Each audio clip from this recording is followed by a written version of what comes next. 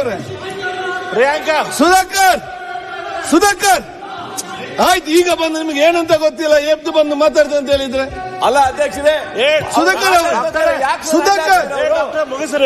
ಸುಧಾಕರ್ ಸಾಕು. ನೀವು ಬಂದದ್ದು ಈಗ ಸುಮ್ಮನೆ ಸುಧಾಕರ್ ಕೂತ್ಕೊಳ್ಳ ಮುಗಿಸ್ರಿ ಸಾಕು. ಮುಗಿಸ್ರಿ ಸಾಕು. ಕಾಸ್ಕೋ ವಿಶ್ವವಿದ್ಯಾನಿಲಯ ಕೊಡಬಾರ್ದು. ಸುಧಾಕರ್ ಅವರೇ, ಇವತ್ತು ನೀವು ಕೊಟ್ಟಿರೋ ಬಗ್ಗೆ ಹೆಮ್ಮೆ ಇದೆ.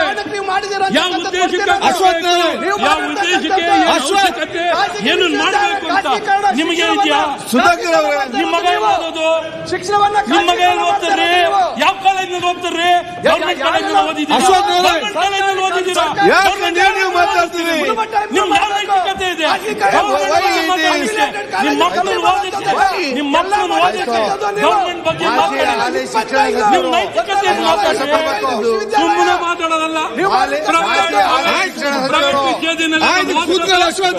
ಮಾತಾಡೋದು ಏನಾಗತ್ತೆ ಅಧ್ಯಕ್ಷ? ನಾನು ಸ್ವಲ್ಪ ಬೇಗ ಮುಗಿಸಿ ನೋಡಿ. ಈಗ ನೋಡಿ ಆಯ್ತು. ಬೆಲ್ಲದವ್ರೆ, ಯಾರು ಕೂಡ ಬೆಲ್ಲದವ್ರೆ, ಔಟ್ ಆಫ್ ಸಬ್ಜೆಕ್ಟ್ ಚರ್ಚೆ ಆಗುದು ಬೇಡ.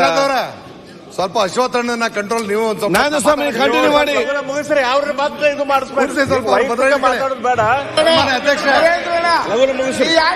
ಸನ್ಮಾನ್ಯ ಅಧ್ಯಕ್ಷ, ಈಗ ಒಂದ್ ಸೆಕೆಂಡ್ ಈಗ ವಿಪಾರ್ ಆಯ್ತು. ಯಾಕೆ ವಿಪಾರ್ ಸಂಜಯ್ ಈಗ ಏನ್ ಹೇಗೆ ನಮ್ಗೆ ಗೊತ್ತಿಲ್ಲ.